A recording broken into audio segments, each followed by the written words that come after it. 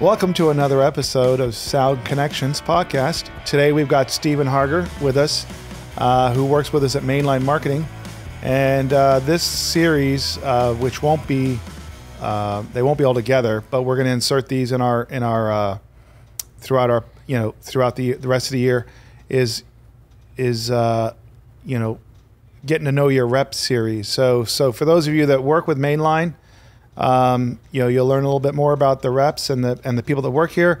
And then for those of you that don't, that are just listening, he's still got a story, a Sound Connection story about being in the industry. So welcome, Steven. Thank you. Thanks for joining us. It was mandatory. So thanks for answering the call. So let's start with what you do today. Just, not like detail, but just what your job is and, what you're doing for us. For Mainline, I'm the South Florida territory. So that covers everything from, like Port St. Lucie area over to the West Coast, Port Charlotte area, and then everything down till you hit the water, right, in Miami. So been down to the Keys once, I think, to visit some production companies that were down there. But what I typically do is make phone calls and set up appointments, and we do brand recognition and that kind of stuff for the manufacturers we represent. So I cover all the vertical markets, production companies, retail stores, contractors, installers, and basically make sure that their relationship with each of the manufacturers is going smoothly, or if it's not, try to mitigate some of those issues that they have. But the cool thing about that is every day with a different customer is a different problem or a different solution that needs to be found or had. So that's one of the things I like most about it is you're never going into the same office, to the same cubicle, to that type of thing. It's always something different. So keeps me on my toes, makes me be creative with the way we have to solve problems. But that's what I like most about it, is the fact that it's always something different. So, to work as a rep in this industry, typically, I shouldn't say always, but probably almost always, but yeah, you have to have some sort of AV background, right? Like, a passion for, gear or AV or any of those things, music. So when did that start for you? Like, that's interesting. So I'm probably atypical to a lot of people that I don't play any instruments. I've always kind of had a love for music, but just from the tone, beat, that kind of thing. One of the big things I realize about myself now is I listen to a lot of different genres of music, a lot of different music, but didn't always necessarily listen to the words. I could care less really what the words were. So I'd be listening to a song and whoever was sitting next to me, like, do you know what they're even talking about? I'm like, no, it doesn't matter. Like, it sounds great, So I think it was just something about that, because a lot of times when I'm working or, doing stuff, I usually have to have music playing because it's just something to keep my mind going. And it doesn't necessarily have to be stuff with words in it. So, growing up, I was always involved with some kind of choir, whether it was church choir as a kid. I was involved with chorus in middle school. So do you sing? I can sing. Yeah. I mean, Did you sing, I guess? Yeah, absolutely. Okay. I had a couple solos and stuff like that through the church choirs. So I've always kind of enjoyed that. And I can't sight read music. I know notes and stuff like that, but I never learned to play any instruments or anything like that. So, but through some of the music classes through school, and then just through the choruses, I've kind of always been around music.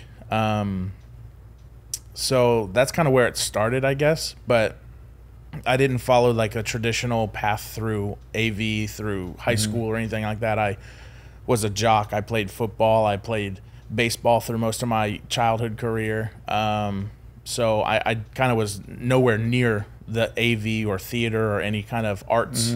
So I kind of just came out of that really in college. So as a chorus member, were you like soprano? Tenor? Yeah. Yeah.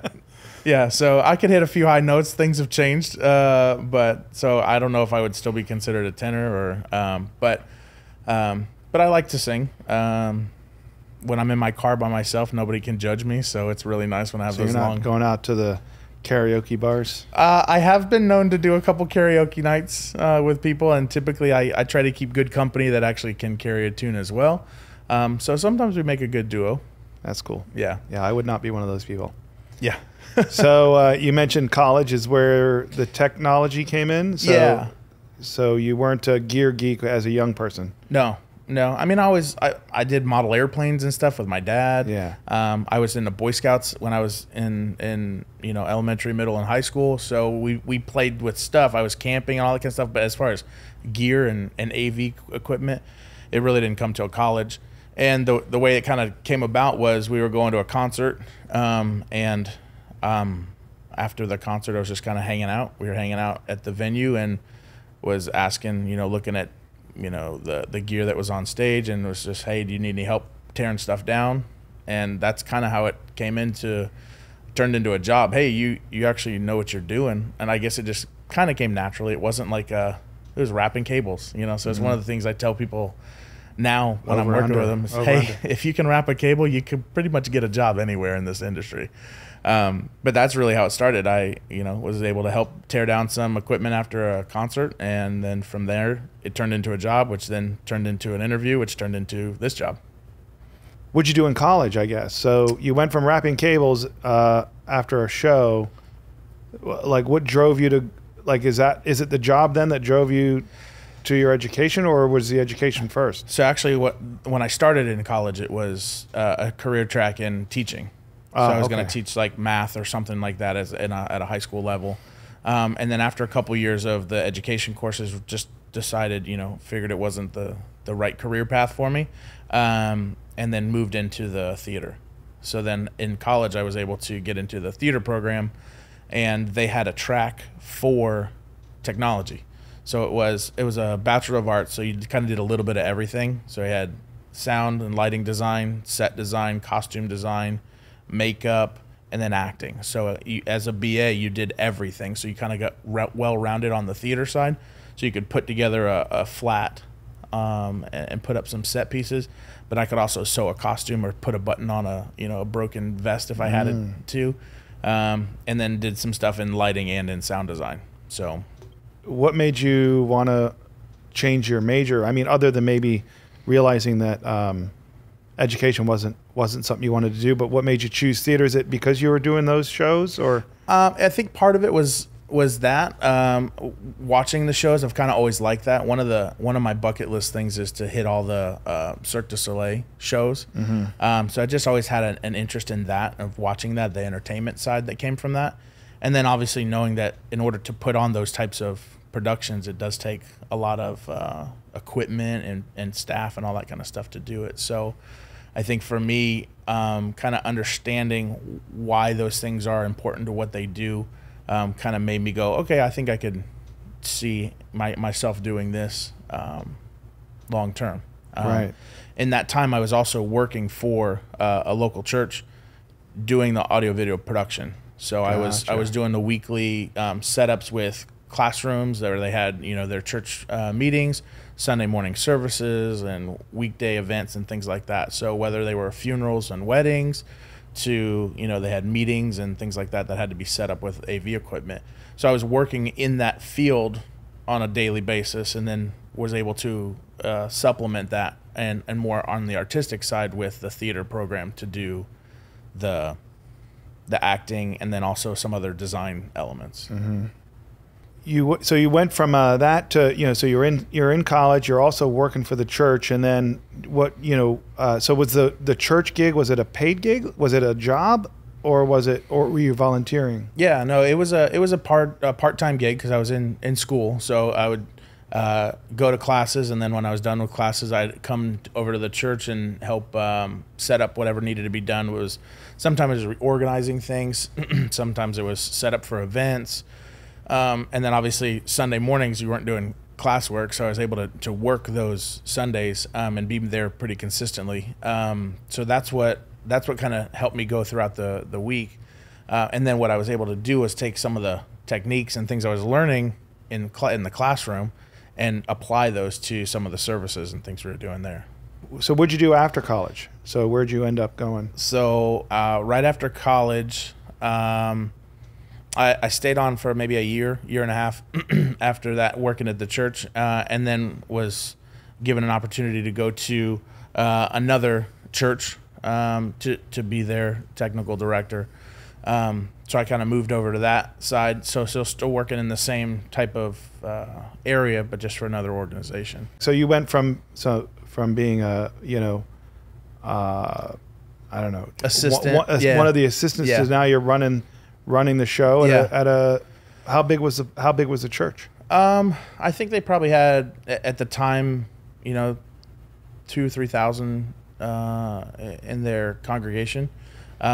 So it was kind of a lateral move as far as the size of the church, but more responsibilities and a different look at the position. So what kind of things did you have to do? It was a lot of there was more administrative stuff. So it got more into the planning of the services, the planning of the events, as opposed to being told, hey, just help us do this. There was more on that side saying, hey, what should we do? We need the ideas. And then working with vendors. The other thing from that side as an end user, right? I got to go to different trade shows, but with the side of, hey, I'm buying this stuff. I need to figure out what works best for the organization. So it was nice to kind of have that perspective on attending LDI or Infocom or some of the regional trade shows that were here in Florida. Yeah. So do you think that that perspective helped you with your gig, at Mainline? Absolutely. Like just seeing it from an end user perspective. Yeah. Because I get. The position that we're in at Mainline is we have certain manufacturers that we represent, but as the end user, that the table's a lot more open, right? There's a lot more choices out there, which sometimes makes it more difficult. So I think for me to have the perspective of knowing what it's like to go, okay, I've got all of these manufacturers to choose from. What do I look for when I'm choosing a particular piece of equipment or manufacturer or what, Yeah. I think that's where we met, right? Well, So I think I met you through, so the church that you worked at before your TD job, we had a mutual friend there, right? Yeah. So Doug. Yep. So I think when we were looking for somebody, I'd reached out to Doug and he might have mentioned you. But by that time, you had already left his church and you were working at the other church. And I think we had actually probably originally met through that Techsplosion conference that I had attended as a church guy. So we went to that thing, and you guys had a booth there. Whoever at the time was working with you at Mainline. Well, that would have been me back then. So I was doing that show. Yeah, back then. So we probably met there. That was my first introduction to Mainline, and then so that little seed was there that this is kind of what these guys do, and then we kind of went back on our merry way, and then fast forward, a couple years, and you're looking for somebody for the position. Yeah. So technical directing, so you were doing some planning and admin work, probably getting your hands dirty too, I'd imagine. Oh yeah. I mean, in that position, a lot of the church world is heavily volunteer based, but you've got to have somebody who can, who's going to be there, who understands kind of the whole global picture of either where the department needs to go as a technical department, or be able to manage the volunteers. So a lot of times it's, knowing what you have so that you can train your volunteers on it, or being able to run it yourself when the volunteer goes, sorry, I can't make it. What are you going to do? Tell them, So somebody maybe that's, in college, getting a degree in theater or audio engineering or live sound or whatever they might be doing. If they wanted to work in that world, right? Because it's definitely a common track, right? We know lots of people that work, in the house of worship area, and we know lots of people that used to work there that now do different things. So for somebody that's interested in doing that, where obviously I would imagine they first look at their own church, but if they're, I grew up Catholic, so there's not much technology in there, right? Yeah. They've gotten into it a little bit now, but still, it's pretty. So if I wanted to work in that field, I'd have to like look at a, non-denominational church or just church that has bigger, productions, right? So, is it easy to get in? Do you just volunteer, I guess, but if you want to have a paid position, how do you get that? Yeah, it's so the way I kind of got into it was, this was 10, 12 years ago. At that time, that church happened to be doing they would do an annual Christmas program that was pretty big, high production values on that. So there's a lot that went into that. But as far as the day-to-day stuff, it's just a matter of what that church, what organization kind of has as far as events going. So a lot of times to get in a paid position, they'd have to require somebody that needs to be there all the time with it. So that's really hard to say, find a church that's really active in doing events. So someone that's either partnered with other community groups or events, other community type organizations that maybe use their facility, so they need to have somebody that can manage the equipment on a daily basis, as opposed to just coming in and doing a weekend service. So something like that would probably be more affordable to have somebody come in and be paid to do that, as opposed to a church that maybe still has AV equipment, has projectors and lights and all that stuff, but only does the weekend service. They're probably more on a volunteer basis, right? They may have the guy that manages it all, but they don't do anything during the week, so they really don't have anything. There's no need to have more. So I would say if you're looking for that type of position, or something paid, that you find somebody who's actively doing events, regularly, right? That makes sense. Yeah, that makes sense. So we all have stories where things went wrong. So as a technical director, was there anything, and we haven't named any names or anything. We haven't named any churches or anything, but other than Doug, but Doug's a very generic name. Yeah. There's a lot of Dougs. Yeah. Any funny stories or just anything that I don't know, just something to entertain us here? So we, you always hear the typical one that you would hear as maybe a sound engineer for a church is who left the microphone on when the pastor or whoever's wearing it goes to the bathroom. Oh yeah. I've never actually been a part of that. That's good. Or had to experience that. Yeah. I've never been the guy to forget the mute button. At least not in the bathroom sense. Yeah. No, when he's in his office swearing at somebody. Yeah. No. But I've had a couple where a couple pastors that are challenged when it comes to the musical side, and obviously they're not on stage during the music time during the church, that I've left a microphone unmuted. And so you're like, hey, what's that other sound that doesn't really sound on key? It's not in the right pitch or anything like that. And I'm like, ooh, click the mute button. Forgot to. Did anybody notice though? I don't know. That's the thing is, I think for sound engineers, they typically have a little bit more of a keen ear to pick up on stuff before the general audience would. So I'm not sure. I didn't get any feedback like, oh, did you hear that? Right.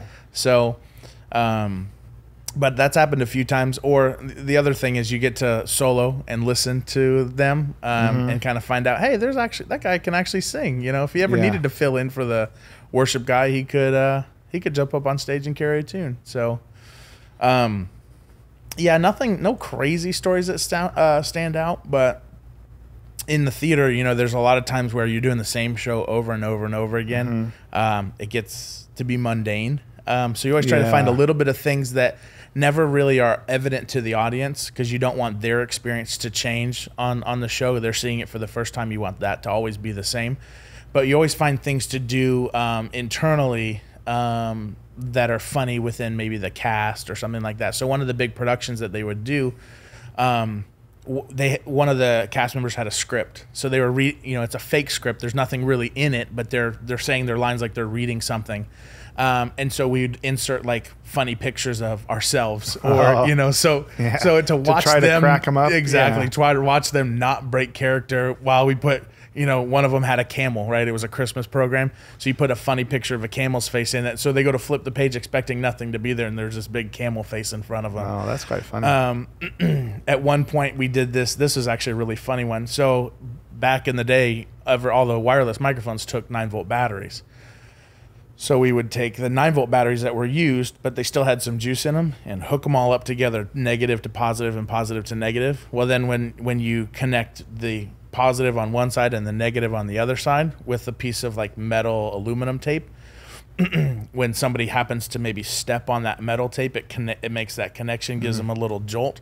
We happened to hook one of those up to one of the steps as they were kind of getting up on stage. And so everybody that walked on stage had this extra little pep in their step because they were getting a little bit of I think it was 240 volts by the time you put all the 9 volts together. But it was just enough to give them a quick jump. And it was kind of interesting to watch them all kind of have the same reaction walking up the stairs. So that's pretty fun. Little things like that kind of are entertaining if you know about them, but wouldn't be if you were an audience member. So gotcha.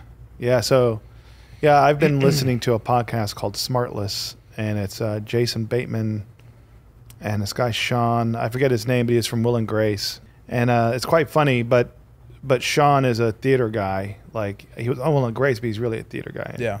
And anytime they're interviewing somebody, it's usually comedians, actors, and things like that. And he asks them about funny theater stories. So he's got quite a few of his own. And of course, it's funny to hear those. Right? Yeah. Like things like that. Yeah, because again, as an audience member, you shouldn't be able to see that. Yeah, exactly. But when you know about them, it's really funny to be like, hey, I got away with this, right? Or the character didn't break even though, it's kind of like The Office and, some of those kind of comedy sketches where they try to make them break character, but they do really well. SNL, that kind of stuff. Yeah. While you were working at that church as a TD is where we met and connected, and we talked, and then we hired you to work and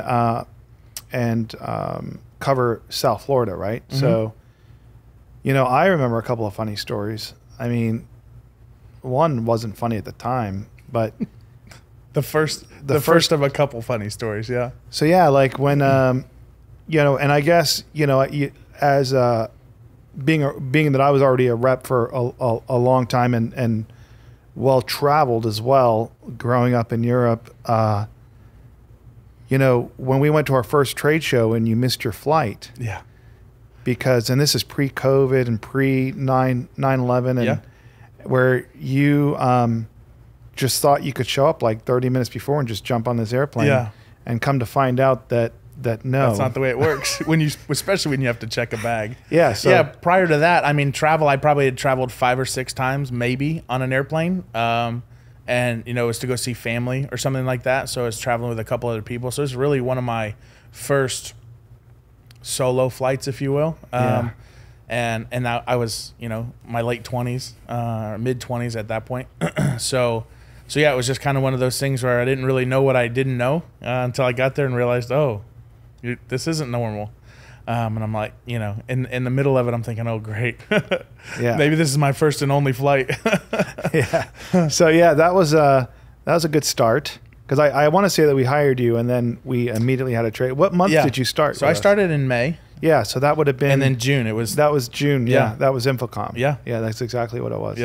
Yep, and it would have been Las Vegas. So you got the phone call from a colleague that said, hey, I'm about ready to walk into this meeting and I haven't seen Steven yet. Is he okay? Yeah. So the other one that we hear over and over, which might have been, maybe it wasn't the same, it might have been the same show, but is the console falling down the escalator. So you can tell that story. Okay, so what was going on? So that was, I don't remember what month it was. It was in the first probably 3 or 4 months of me working there. We had done a GC summit, so where they brought all the people in from around the country to... And for those of you, GC is Guitar Center. For those, for those listeners that may not know. They brought a bunch of associates in from there to do a summit. I think it was in Tampa. So I was traveling over there with another colleague, and we had bought a bunch of equipment to kind of showcase, and at the time we were representing Personas, right? So I had the console. It was on one of those hand truck dolly cart things, and he had a flatbed with other boxes of equipment. And we're walking into the hotel, and he's been around a couple more years than I have, so he's knows the lay of the land. And he starts walking by the escalator, going to the elevator, where you go in the door and it's a flat surface and that whole thing, to take it up to the second level where we had to set up our equipment. When I thought, well, it's right up the escalator, why don't I just take it there? So I walk in front of the escalator, and it wasn't one of those like ADA compliant ones, the 4-foot wide ones. No, it was the 24-inch one, the single person one. So I literally can fit in there with the hand truck right behind me. And I've got the mixer sitting on the hand truck. So I get on the first step, start going up the escalator, pulling the hand truck behind me. And once the hand truck gets on the step, I kind of set it up so that we're going to ride the escalator up. Well, the mixer's not really tied down to the hand truck, so it falls over. And then it just, being the escalator's going up and gravity works the opposite direction, it literally just end over end rolled down the escalator like in a cartoon. And there's nothing I can do about it because I'm literally riding the escalator up. So as I'm watching this escalator topple over and over and over again, all I can do is wait at the top of the steps to watch it. Hopefully it's getting caught so that it rides the escalator all the way up. And by the time it got to the top, it had probably end over end 50 or 60 times. Oh my gosh. It bent a couple knobs. Some of them were popped off. Was it in a box? No. Oh no, it wasn't in a box. It was just literally one of those, hey, let's put it on the cart and get in there. And some of the knobs had actually kind of were rolling on the top step because where they caught the that top like teeth thing on the escalator steps. So yeah, I literally just stood up there and watched it as it kind of toppled over and over and eventually climbed up the escalator, picked it up, put it on there, and then I kind of, at that time he had gotten to the same level that I was on, and kind of looked at me like, whoa, now what do we do? So we plugged it in, to its credit. Right? It worked. It worked. It was dinged up and damaged, but it did what it needed to do for the event. But yeah, so that was the story of the mixer down the escalator. Mm-hmm. So yeah, so that's not even B stock. That's like C stock. Yeah. So I wonder whatever happened to that mixer. I'm sure we had it repaired. But after that, we definitely put things in cases. Yeah. And we took elevators instead of escalators.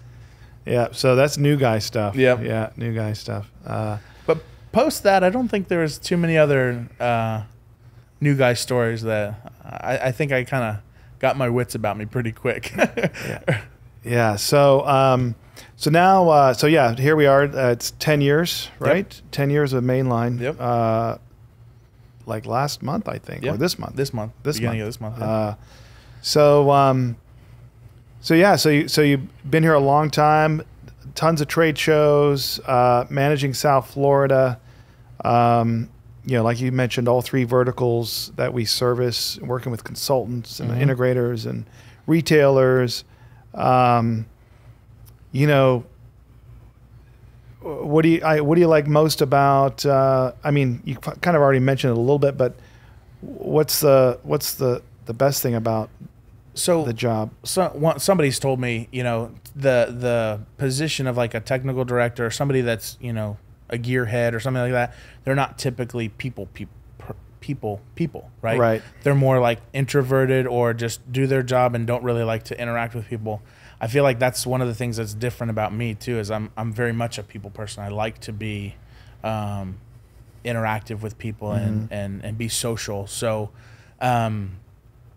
what I like about being able to go out and see customers is having that face-to-face. COVID was one of the hardest, transitions because nobody was able to go see face-to-face, and you couldn't read social cues. There's a lot of things with not seeing somebody's face when you're talking to them that's just, it's disenchanting, right? There's nothing, it's more just business, right? Yeah. As opposed to relational. I'm very type of a relational person.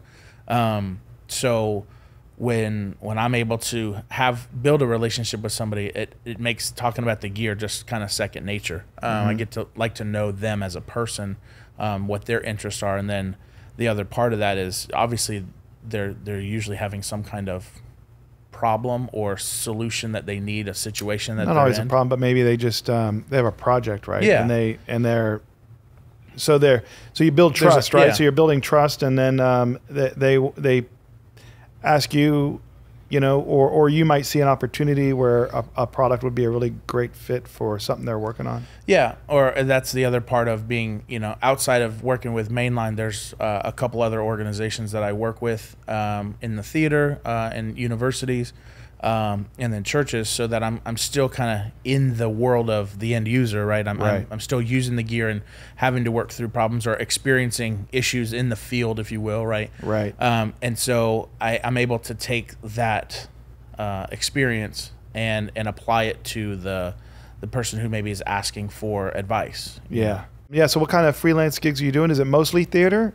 Yeah. It's typically in the theater, whether it's a straight play. Sometimes they're musicals.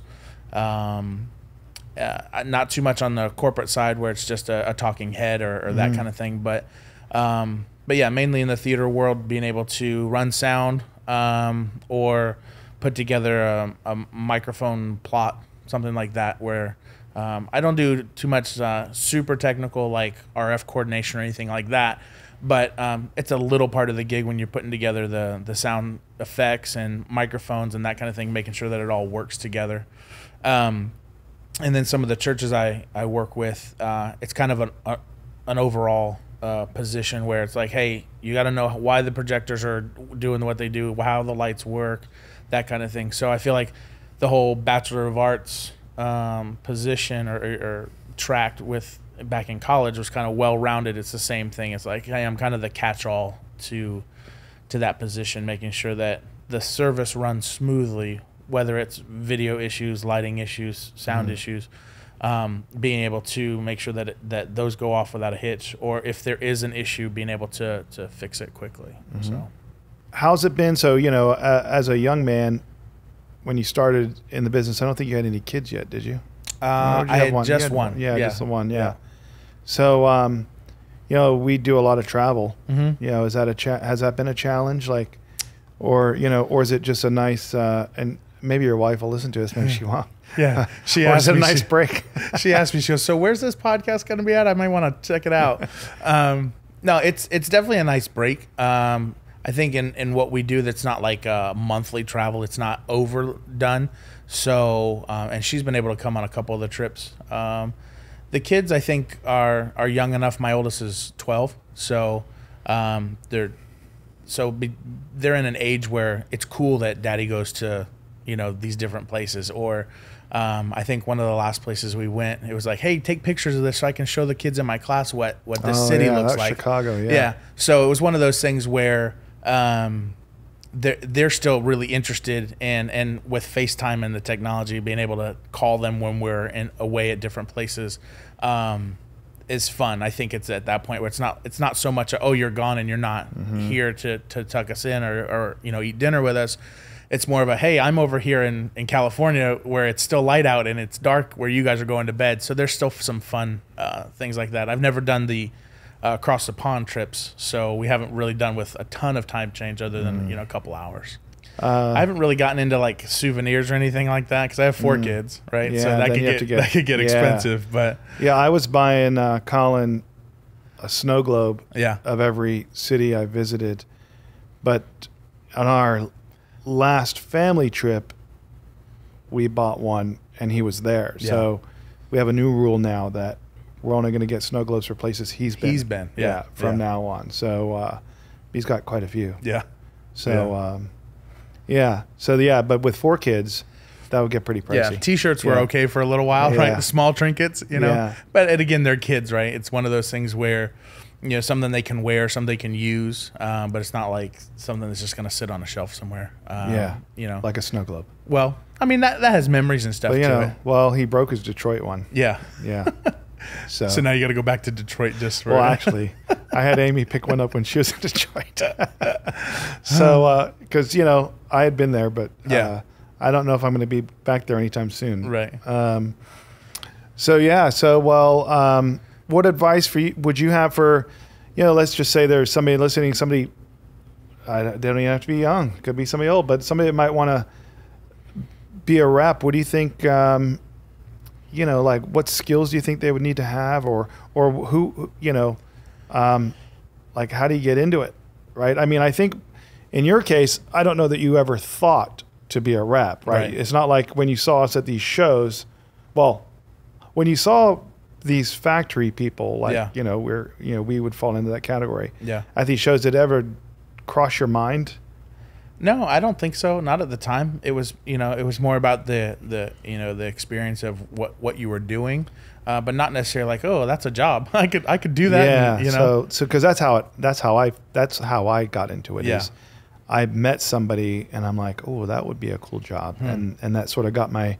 So it wasn't until we approached you that you thought that you realized, oh, that's a job, right? Yeah. So knowing 10 years in. What would you tell people, like, if they don't get that call from some dude that works at a rep firm? Yeah. Well, I think it's one of the biggest things I've learned about this in this position with this job is networking is huge. Like in the adulting world, right? As an adult being in the business world, networking is huge because you never know whose path you're going to cross and what they may have. What you guys may have in common, or opportunities down the road.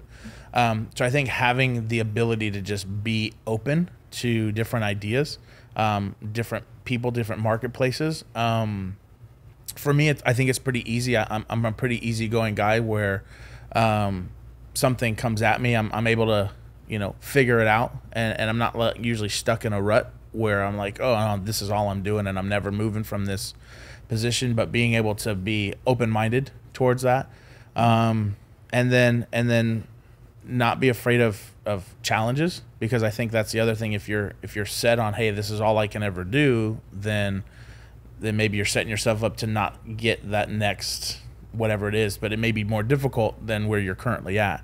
So being able to say, hey, if this is a little bit challenging, it's good for me. It could be a growth opportunity. It could be something that's going to open up into another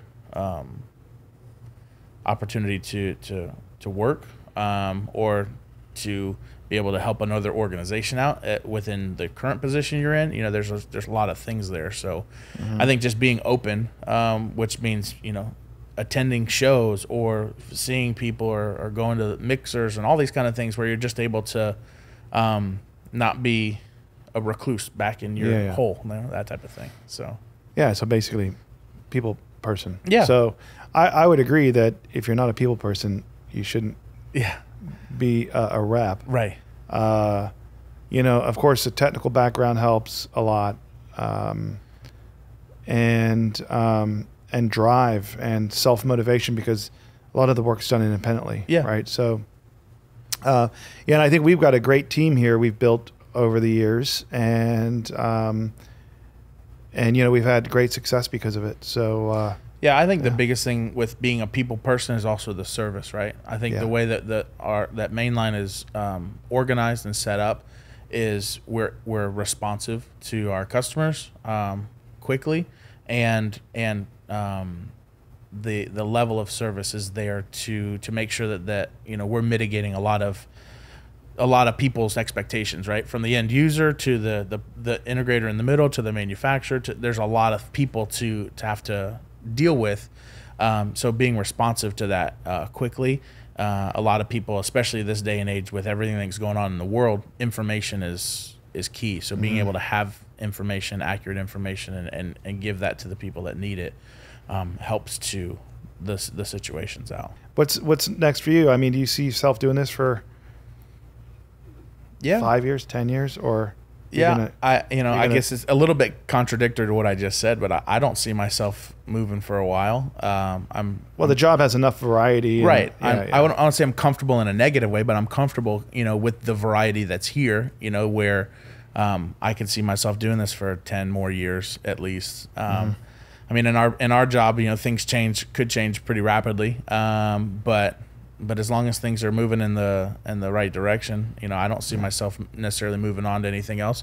But again, the doors are always open, but I'm not out there actively looking either. I'm pretty happy with the setup we've got, and the people we interact with. So, yeah, I think some great things about the job. Not that we're here to sell people on being a rep, but I think, is in our case, and it may not be the case for every firm, but our territories are relatively compact, where you can be home almost every night, right? Unless we've got trade shows or events. And these customers become your friends, right? And so I just think it kind of becomes like a fun gig, and of course you got a 10-year investment. And to do something different is sort of like, it's not really going away, but you got these relationships you've built. So if you were to go and do something different that didn't include those relationships, it would, it's something to consider. Absolutely. Definitely something to consider. Well, and that's the thing. So we've had recent changes with what I'm doing and some of the people that I maybe haven't spoken to in a few years, and I was able to just pick back up with them like it was next week, which is kind of nice that built that 5 years of building a lot of relationships together, and then having some different changes over the last 5 years. We're able to kind of pick back up again, and the business world has changed. So there's been conversations about, hey, what's new in your business? What have you guys done post all the world changes?